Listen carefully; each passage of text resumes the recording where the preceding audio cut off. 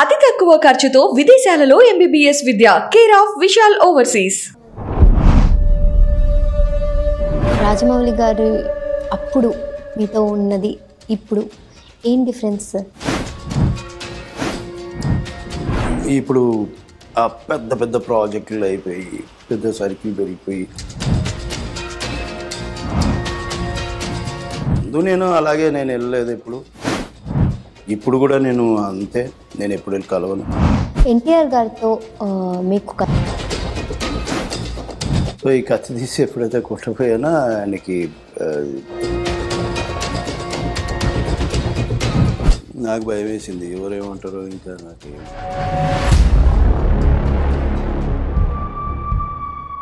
ఎందుకు ఆడవారి పట్ల మీకు అంత చూసి ఆవిడ దగ్గరకు వచ్చి ఒకలాంటి ఫీలింగ్ నాకే తెలియకుండా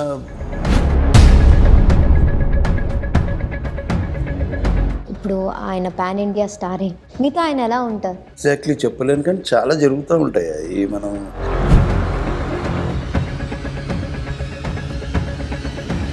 తెలియకుండా మళ్ళీ మనం డిప్రెషన్లోకి దాంట్లోకి వెళ్ళిపోతామంటే, వర్క్ లేకుండా నేను ఉన్న రోజులు బాధపడ్డాను. అంటే ఇంత మంచి వేషాలు వేసి కూడా నేను లైఫ్లో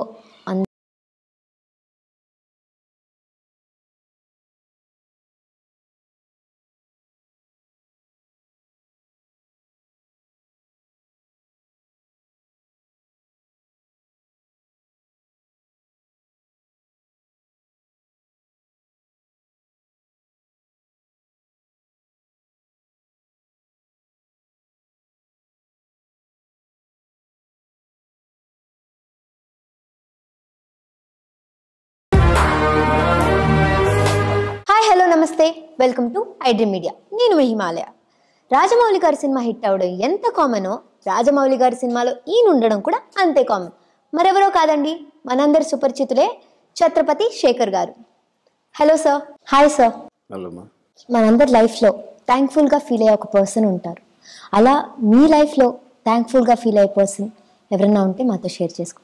నేను అందరికీ తెలిసిందే ఈ విషయం. అంటే నేను నా కెరియర్ పరంగా అంటే నేను ఈ ఫీల్డ్లో, ఈ సినిమా ఫీల్డ్లో నాకు బాగా సపోర్ట్ చేసింది రాజమౌళి గారు. అదే అందరికీ తెలిసిన విషయం. రాజమౌళి గారు మా అందరికి తెలుసు సార్, మీరు అదే చెప్తారని కూడా తెలుసు. రాజమౌళి గారు కాకుండా పార్ట్ ఆఫ్ రాజమౌళి గారు పర్సనల్ లైఫ్లో కానీ కెరియర్లో కానీ? పర్సనల్ లైఫ్లో అంటే నాకు అందరు సపోర్ట్ అంటే మా మదర్ సపోర్ట్ చేశారు. మేబీ కొన్ని ఇబ్బందులు ఉన్నాయి, బట్ ఫైనల్గా ఆమె సపోర్ట్ చేసింది.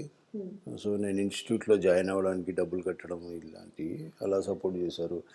నా ఫ్రెండ్స్ అంటే నా చిన్నప్పటి ఫ్రెండ్స్ ఉన్నారు, వాళ్ళు అంటే నేను యాక్టింగ్ ఫీల్డ్లోకి వెళ్తా అన్నప్పుడు ఎవరేమి చులకనగా చూడలేదు. వీడేమవుతాడులే, వీడు ఇట్లున్నాడు, వీడు పర్సనాలిటీ వేసుకొని ఏమవుతాడులే అని మాత్రం ఎవరు నన్ను ఇన్సల్ట్ చేసే విధంగా మాట్లాడడం కానీ అలాంటివి ఎప్పుడు చేయలేదు నా ఫ్రెండ్స్. సో అందుకని నేను ఈ రోజుకి కూడా నేను వాళ్ళతోనే ట్రావెల్ అవుతూ ఉంటాను, ఇంకా చిన్నప్పటి ఫ్రెండ్స్తోనే. సో నాకు సపోర్ట్ చేశారు. అంటే మేబీ నాకు ప్రాబ్లం ఉన్నప్పుడు ఫైనాన్షియల్గా కానీ ఇలా కానీ అలా సపోర్ట్ చేశారు. నా ఫ్యామిలీ నాకు సపోర్ట్ చేసింది. అందరూ అంటే నేను ఎవరు కృంగదీసినట్టు నాకు ఎప్పుడు అనిపించలేదు. మనం లాగేద్దాము అలాంటి ఫీలింగ్ నాకు ఎప్పుడూ కలిగించలేదు. ఎవరు నా చుట్టూ ఉన్న సర్కిల్లో మాత్రం ఎప్పుడు ఎవరు అలా అనుకోలేదు. ఇంకా వాళ్ళకు వీలైనప్పుడు నన్ను ఎంకరేజ్ చేశారు తప్ప అలా ఎప్పుడు అనుకోలేదు. ఇప్పుడు నాకు నాకు క్లోజ్ ఫ్రెండ్ నాకు బాగా సపోర్ట్ చేశాడు. అతను ఇప్పుడు లేడు. ఓకే. సో ఒకటి అమ్మగారు, ఇంకా ఫ్రెండ్స్ అంటారు మీకు సపోర్టింగ్ సిస్టమ్. అంటే ఫ్యామిలీ కూడా ఉంది. ప్రతి ఒక్కరు అంటే ఒక మనిషి ఒక దగ్గర రావాలంటే ఎక్కడో దగ్గర నుంచి మనకు ప్రతి ఒక్కరి దగ్గర నుంచి ఏదో ఒక సపోర్ట్ దొరుకుతుంది అని నా ఫీలింగ్. శాంతినివాసంతో స్టార్ట్ అయిన మీ కెరియర్ ఇప్పుడు బిజీగా నడుస్తుంది. సో అది ఎలా సాధ్యం సార్? సాధ్యం అనేది ఏం లేదు. అదే నేను చెప్పాను కదా, నాకు శాంతినివాసం సీరియల్ కంటే ముందు కూడా నేను యాడ్స్ చేశాను, అంటే government ads, electronic media ads అనేవి వచ్చేటప్పుడు రాజమౌళి గారు నాకు అలా పరిచయం.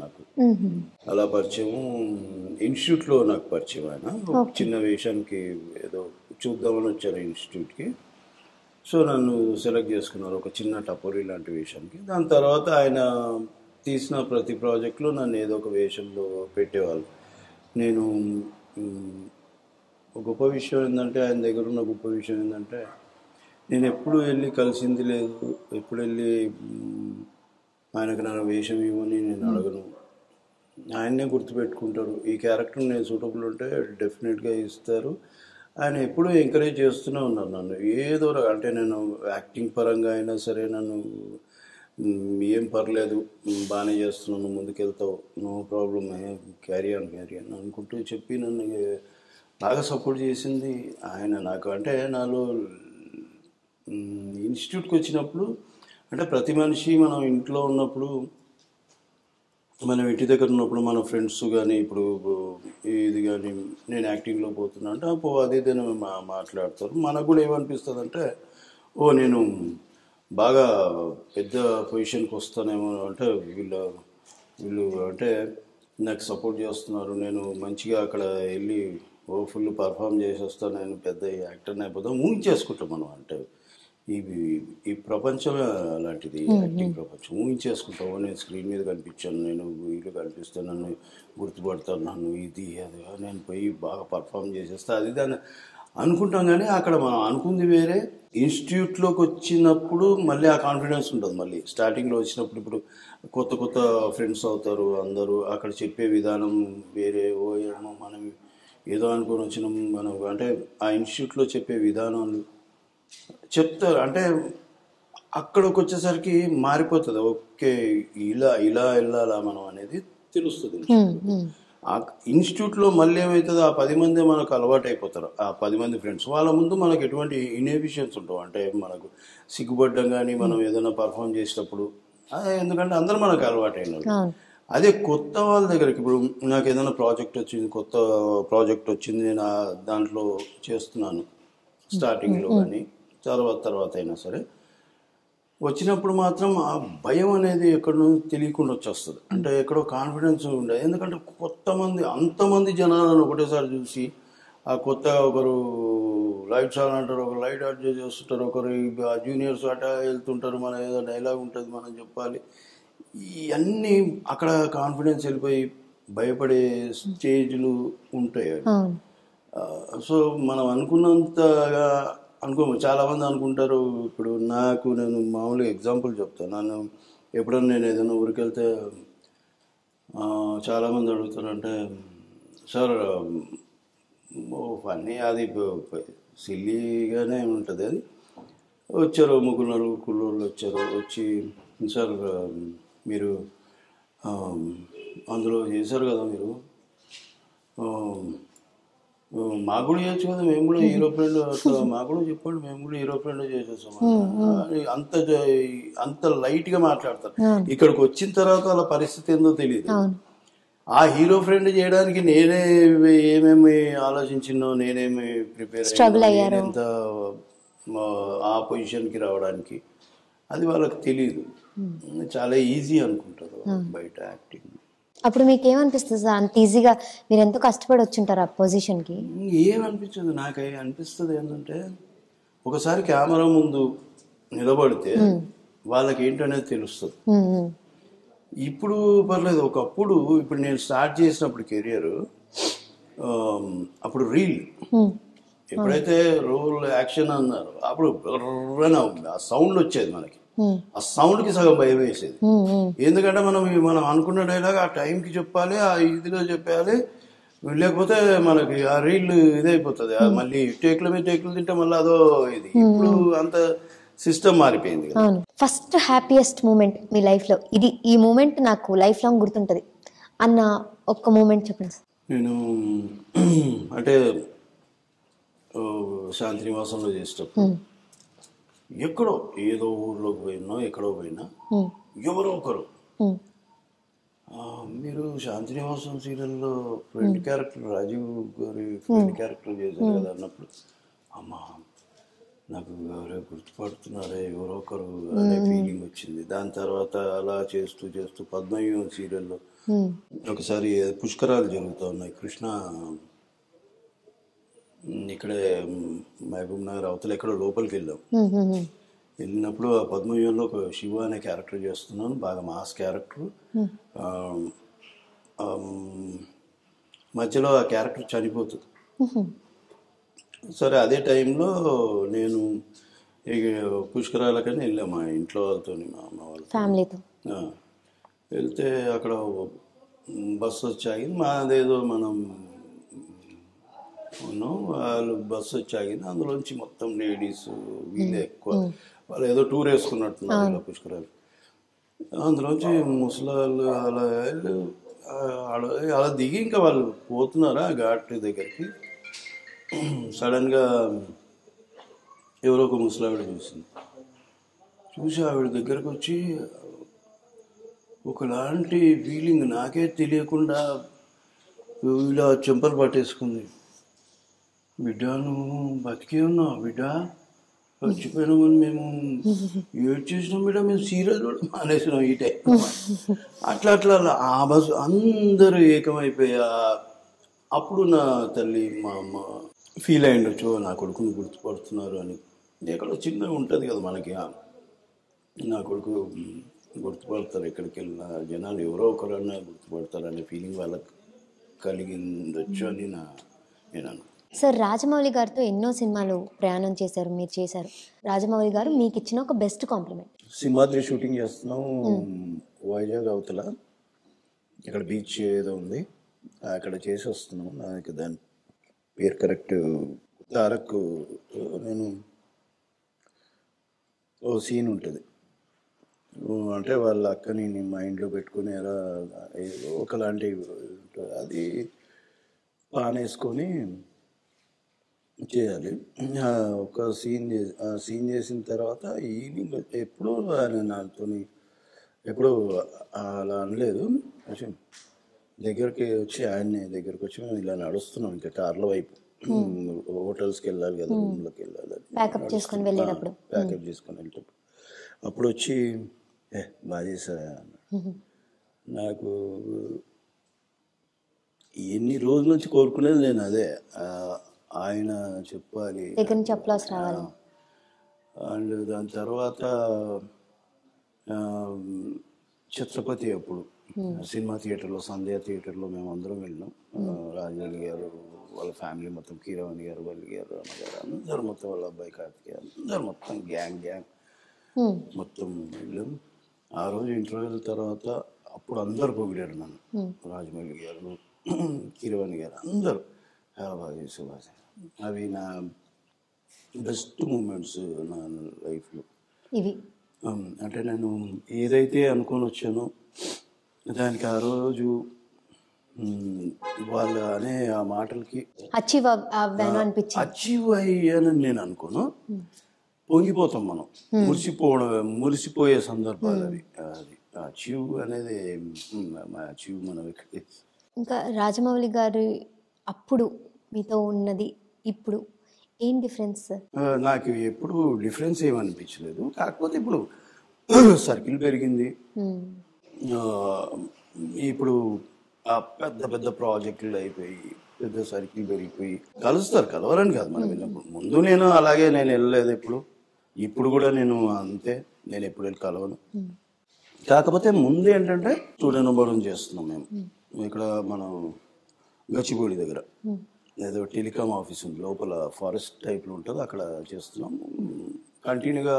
వారం రోజులు ఒక టైం కాగానే వర్షం పడుతుంది, మేము పొద్దున వెళ్ళిపోయేటోళ్ళం.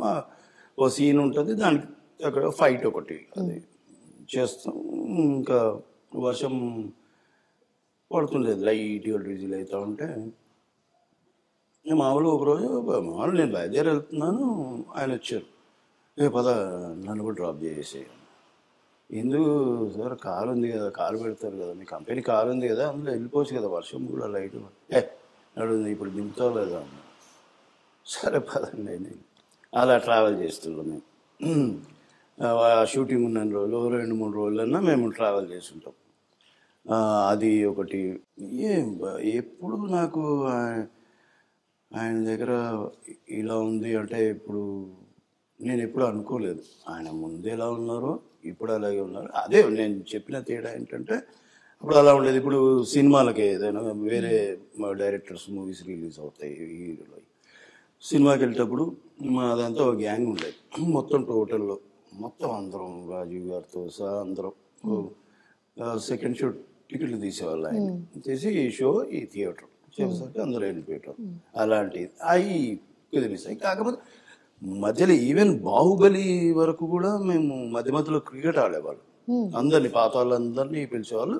వాళ్ళొక టీము, రాజమౌళి గారి వాళ్ళ అందరు టెక్నీషియన్స్ అంతా ఒక టీము, తారకు మేమందరం ఒక టీం. అలా మేము అది నాకు తెలిసి 3 గంటల దాకా ఆడేవాళ్ళం మేము. నేను 2 మ్యాచ్లు ఆడేవాళ్ళం ఆ నైటు. లైట్స్ ఉంటాయి కదా, ఉన్న గ్రౌండ్లు సెలెక్ట్ చేసుకొని ఈవినింగ్ 8 o'clock అట్లా స్టార్ట్ చేస్తాం. 3 అలా అవుతుంది. ఎక్కడ అంటే మళ్ళీ ఆడేటప్పుడు ఎక్కడ కూడా ఏముండదు, ఎవరి కసి వాళ్ళకే ఉంటుంది గెలవాలని. అది కొద్దిగా అనిపిస్తుంది, మిస్ అయిపోతున్నాం అనేది. అది ఆ రోజులో ఇంకా నాకు బాగా గుర్తుంది. మిస్ అంటే ఇంకా ఆయన బిజీ అయిపోయాడు. ఆయన బిజీ అంటే ఈరోజు ఇండియా మొత్తం గర్వించే ఒక పెద్ద డైరెక్టర్ అయ్యారు. ఆయనతో నాకు ఈ సాన్నిధ్యం నాకు ఏర్పడింది. భగవంతుడు నన్ను అలా వెళ్ళిపోయాడు. ఆయన వల్ల నేను ఈరోజు వేషాలు చేయగలుగుతున్నాను. నాకు ఇన్నేళ్ళు అయింది, నాకు తెలిసి 17 years అవుతుంది. ఈ రోజుకి ఎక్కడ వెళ్ళినా ఛత్రపతిలో ఉన్నావు కదా అని అడిగిన సందర్భాలు. ఎన్టీఆర్ గారితో మీకు ఒక స్పెషల్ మూమెంట్ అంటే చూడను చేస్తున్నాము. ఫైట్ సీన్ ఉంది ఒకటి. 6 pockets ప్యాంట్ వేసుకుని ఉంటా, పైన టీషర్ట్. ఓ అమ్మాయిని రేప్ చేయకపోతే తను వచ్చి అడుగుంటాడు. సో నేను కత్తి తీసుకొని ఇలా అంటాను, అది హోల్డ్ చేస్తాను. హోల్డ్ చేసేటప్పుడు ఈ పాకెట్లో నుంచి ఇంకో కత్తి తీసి కొట్టాలి. ఇలాంటిది ఒక సిచ్యువేషన్ ఉంటుంది. సో ఈ కత్తి తీసి ఎప్పుడైతే కొట్టపోయానో ఆయనకి అది ఈ పట్టుకునే ఆ గ్రిప్పు ఏలికి కొట్టుకున్నప్పుడు అన్నాడు. అందరూ షాకు. నాకు భయం వేసింది, ఎవరేమంటారో ఇంకా నాకేమని. కానీ తను మాత్రం పెద్ద రియాక్ట్ అవ్వలే. లేదు సారీ అంటే నడుస్తున్నంట పద చేసేద్దాం పద, ఇలాంటి మంచి. అప్పటి నుంచి మాకు ఎక్కువ పరిచయం. మేము సరదాగా ఏ షూటింగ్లో ఉన్నా, కాంబినేషన్లో ఉన్నామంటే మేము నవ్వుకుంటూనే ఉంటాం మా గ్యాప్ దొరికినప్పుడు అంతా. ఈవెన్ RRR అప్పుడు కూడా నేను స్టార్ట్ అయిన నా డే, నేను కాంబినేషన్ చేసిన డే ఎప్పుడైతే స్టార్ట్ అయిందో ఆ రోజు విపరీతంగా నవ్వుకుంటూనే స్టార్ట్ చేస్తాం. ఆ సీన్లోనే అది కూడా మళ్ళీ కట్ చెప్పడం సార్ ఆయన ఇప్పుడు వీళ్ళు నవ్విస్తున్నాడు అంటావు. నేనంటే ఆయన కూడా అర్థమవుతుంది. లేకపోతే అల్లరి ఎక్కువ ఉంటుంది. అది మళ్ళీ షార్ట్లోకి వచ్చేసరికి మళ్ళీ మూడు నార్మల్గా జరుగుతుంది. ఆయన ఎన్టీఆర్ గారిది ఒక ఫేవరెట్ సీన్ ఏమన్నా? నాకు చాలా ఉన్నాయి. అంటే నాకు ఎక్కువ రాఖీలో సీన్ ఉంది, అండ్ టెంపర్లో, సింహాద్రిలో ఇంటర్వల్ బ్లాక్లో అతను ఫైట్ చేసేటప్పుడు ఆ లుక్ ఉంటుంది, ఒక వైలెంట్ లుక్, ఆ కళ్ళల్లో రౌద్రం ఉంటుంది. అలాంటి ఆర్ఆర్ఆర్లో ప్రతి సీను అలాగే ఉంటుంది అనుకోండి. ఆ సాంగ్ మీద తను చేసిన పర్ఫార్మెన్స్, ఆ కొరడ తను కొడుతుంటే, అది ఒకటి యమదొంగలో మొత్తం ఇంత పెద్ద డైలాగ్ చెప్పి గదం తిప్పి ఆ కింద పెట్టి కాలేసి కొట్టి గంభీరము, ఇవన్నీ ఒకటనే ఏం చెప్పలేను నేను, తీసుకుంటూ పోవాలి అంతే. ఇంకా ఎన్టీఆర్ గారితో మీ ర్యాప్ ఎలా ఉంటుంది సార్? ర్యాప్ అదే నేను చెప్పాను కదా, ఫ్రెండ్లీగానే ఉంటుంది, సరదాగా ఉంటుంది అంతే. నేను మిగతా వాళ్ళని కంపేర్ చేస్తే దాంతో నాకు కొంచెం ఎక్కువ ర్యాప్ కంఫర్ట్నెస్ ఉంటుంది. ప్రభాస్ గారితో ఇప్పుడు ఆయన పాన్ ఇండియా స్టారే, కానీ మీతో ఆయన స్క్రీన్ షేర్ చేసుకున్నారు కదా, మీతో ఆయన ఎలా ఉంటారు? నేను నేను ఆ ఒక్క సినిమానే చేశాను. తర్వాత నేను కలవడం ఎప్పుడు ఆయన వేరే షూటింగ్లో ఉన్నప్పుడు, ఎప్పుడో ఫిల్మ్ సిటీలో ఒకసారి, నానక్రమ్గూడలో ఒకసారి అక్కడికి వెళ్ళాను. హలో బాగున్నారా, ఎలా ఉన్నారు, ఏం చేస్తున్నారు, అంతే. ఇంత మించి ఇంకే ఉండదు. ఆ ఛత్రపతి చేసేటప్పుడు ఇలా మామూలుగా ఇలాగే మాట్లాడేవాళ్ళు మర్యాదగా. కొద్దిగా బేసిక్గా తను మూవ్మాట వస్తుడు, నాకు అలాగే ఉండదు. నేను కూడా ఎక్కువ మాట్లాడకపోయేటోని, అంతే. ఇది ఇంకేం ఫన్నీ మూమెంట్స్ అలా ఏమన్నా? ఫన్నీ మూమెంట్స్ అంటే లేవు. చిత్రపతిలో మాత్రం నేను సముద్రంలో అదొకటి కొద్ది ఇన్సిడెంట్. అది ఇప్పటికైనా నేను ఏదైనా సముద్రం చూస్తూ అమ్మో ఆ రోజు నాకు భయం వేస్తుంది. అంటే కాళ్ళు పట్టుకొని ఉండాలి, నేను నీళ్ళలోకి దిగి అదేదో శంఖం తీయాలి. అది ఒరిజినల్గా అది మనం సినిమాలో చూసినట్టు అది యాక్చువల్గా పట్టుకొని ఉంటారు. ఆయన లాగే అప్పటిదాకా ఊపిరి ఆపుకోవాలి, లాగే టైంకి మాత్రం నేను లేవాలి. లేచినప్పుడు అజయ్ వచ్చి నన్ను పట్టుకుంటాడు, కాలర్ పట్టుకుంటాడు. ప్రభాస్ ఏమో కాలు పట్టుకొని ఉంటాడు ఆల్రెడీ. ఆ చిన్నది తెప్పలాగా ఉంటుంది, తెప్ప అంటే చిన్న బోటు, పెద్దది ఇక్కడ పెద్దది ఒకటి పడవ ఉంది, అందులో కెమెరా పెట్టుకున్నారు, అటువైపు ఒక కెమెరా ఉంది. సో అది ఈవినింగ్ టైం, అది 4:35 ఆ ప్రాంతం. 1 more అయింది. 3వ టేక్కి నేను ఎప్పుడైతే లేసానో అజయ్ పట్టుకోవడం మిస్ అయింది. పట్టుకోవడం మిస్ అవ్వడం, నేను ఎంతైతే ఊపిరి ఆపుకున్నానో అప్పుడు లేచాను, వీళ్ళు పట్టుకుంటారు. ఇంకా మళ్ళీ ఆ ఊపిరి తీసుకునే ఛాన్స్ కూడా లేకుండా తప్పని మళ్ళీ అందులో పడ్డాను. పాపం ప్రభాస్ ఆయన చాలా ట్రై చేశారు, లాగుదాం వదలట్లే. నాకేమో వదిలేస్తే తిరిగి కనీసం ఎడ్జన్నా తేలుతానేమో అనే ఫీలింగ్ ఉంది. అక్కడ ఉన్నారు, అంటే గజయితగాళ్ళు ఇద్దరిని పెట్టాడు. అది అనుకున్నాను, కానీ తను పట్టుకుంటున్నాడు. ఆ ప్యాంట్ మీద ఎప్పుడైతే నేను పడ్డానో ఆ ప్యాంట్ మీద కూడా నీళ్లు పడిపోయేసరికి తనకు జారిపోతున్నాను నేను, కానీ తను మాత్రం వదలట్లే. ఎలాగో ఏమైపోతుంది, ఎందుకు ఆ భయం అంటే తనకి ఆ పక్కన ఏదైతే మేము పెద్ద బోట్ అయితే ఉందో ఆ చక్రం ఉంటుందా ముందు, అది మేము ఏ సామాన్ వేసినా అది గుంజేస్తుంది అటు. సో నేనెక్కడ నన్ను లాగేస్తుందని తను వదలట్లే నన్ను, నాకేమో ఊపిరి ఆడట్లేదు లోపల. సో ఈ సందర్భంలో ఇంకా అక్కడికి ఇట్లా చేసి ఒక్కసారి ప్రభాస్కి పాపం శాయశక్తిలో లాగాడు, నాకు తెలుస్తుంది లోపల. జారిపోయాను నేను. జారిపోవడం తల తిప్పి చేయి పట్టుకుంటే ఆ చిన్నది బోట్ ఆ ఎడ్జ్ తగిలింది, నన్ను లాగేసింది మళ్ళీ. సార్, మీరు షూటింగ్ స్పాట్లో ఎక్కడైనా ఆడవారికి ఎక్కువ మర్యాద ఇస్తారంట, ఎందుకు ఆడవారి పట్ల మీకు అంత మంచి గౌరవం కానీ ప్రేమ? మర్యాద అంటే నేను అంటే ఇప్పుడు కొందరు నా కూతుర్లుగా చేస్తారు, కొందరు నా చెల్లెలుగా చేస్తారు. సో అలా ఎక్కడో తెలియకుండా బాండింగ్ ఏర్పడుతుంది. సో దానివల్ల నేను అమ్మ నాన్న అంటారు, వాళ్ళు నన్ను నాన్న అంటారు, నేను అమ్మ ఇలా ఉన్నావు అంటారు. ఇట్లా తెలియకుండా బంధం ఏర్పడుతుంది. అంటే ఇది ఏదైతే మనకు ఇప్పుడు నేను పెళ్లి చేసుకున్నాను, లేదంటే నాకు పుట్టిన చెల్లెలు, అది ఇవన్నీ రక్త సంబంధాలు, ఏదో తెలియని బంధం, అది గొప్పది అనిపిస్తుంది. అంటే నా ఫీలింగ్ ఒక్కోసారి ఎక్కడో వాళ్ళు ఎక్కడో పుట్టింటారు, మనం ఎక్కడో పుట్టింటాం. ఇక్కడ మనం కలవడం అనేది ఆ భగవంతుడి వల్ల మనం కలుస్తున్నాం. సో వాళ్ళని అంత ఆప్యాయతగా చూస్తారు. ఇప్పుడు మనమే అని కాదు, వాళ్ళు కూడా అంత ఆప్యాయతగా చూస్తారు కాబట్టి ఆ కనెక్ట్ అయిపోతాం తెలియకుండా. ఇప్పుడు అందరితో మనం కనెక్ట్ అవ్వలేము. ఒక్కోసారి నేను ఇంతమంది యాక్టర్స్తో చేస్తూ ఉంటాను, అది సీరియల్ అవ్వని, సినిమా అవ్వని.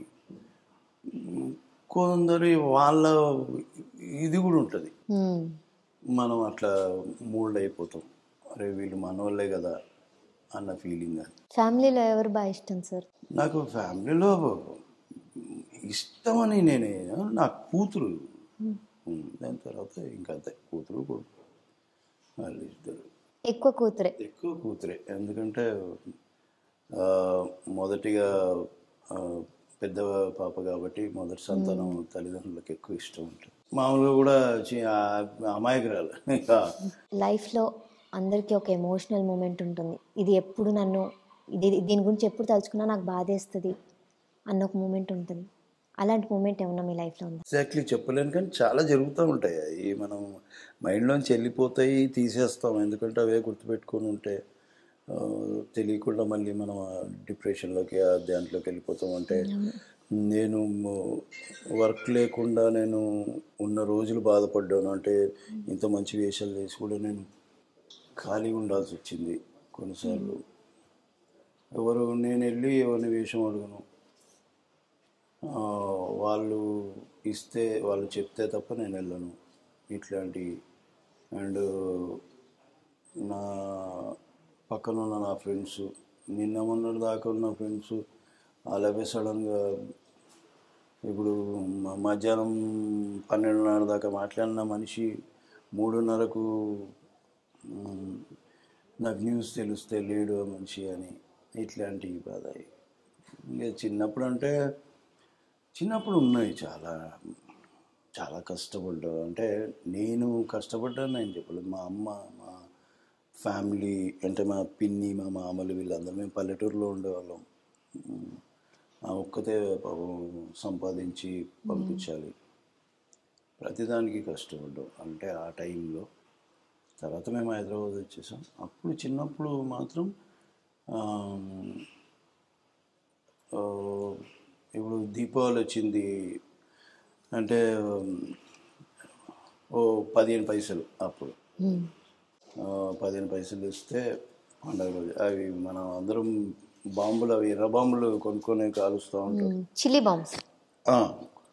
కానీ మాకేమో అంత బడ్జెట్లో వచ్చేవి కాదు. మామూలు దాన్ని టిక్లీలు అంటారు తెలంగాణలో. దాన్ని ఆ భాష మర్చిపోయినాను నేను. యాక్చువల్గా రాయలసీమలో పెరిగింది. అది తీసుకొని 2-3 డబ్బాలు కొనుక్కొచ్చింది, కొట్టుకుంటూ కూర్చుంటున్నా. అప్పుడు అనిపించేది, అరే మనం చూస్తూ ఉండేవాళ్ళం. చాలా అంటే ఒక్కోసారి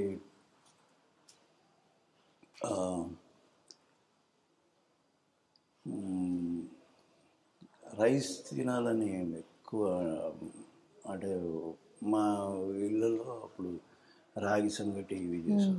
ఇప్పుడు హెల్దీ, ఇప్పుడు అవన్నీ ఎప్పుడో అనిపిస్తుంది, రోజు అదే తిని బోర్ కొట్టేస్తుంది, అది తినాలి, వేరే వాళ్ళు తింటుంటే చూస్తాం. అది ఆశగా ఉండేది.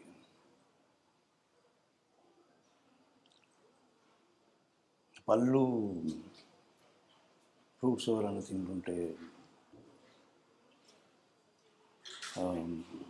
మాకంత ఇది ఉండేది కదా, సపోర్ట్ ఉండేది. ఇది లేదు, మాకు అంత స్తోమత లేదు ఫ్రూట్స్ తినాలని. కాకపోతే అప్పట్లో మాకు దొరికినవి మాత్రం ఓకే, పొలంలో చెరుకు, ఇవి పల్లీలు ఎవరు చూడనప్పుడు తెంపుకోండి, లేదంటే ఎవరినన్నా అడిగి తీసుకోవచ్చా అన్నాం. ఇలాంటి అవి ఆ టైంకి నాకు బాధ అనిపించేది, కానీ ఏమో తెలియదు నాకు. అవి ఉండిపోయాయి, నా మైండ్లో ఉండిపోయినాయి అంతే. ఇక తర్వాత భగవంతుడే ఇంకా అన్నీ ఏదో ఒక దారి చూపిస్తూ వచ్చి.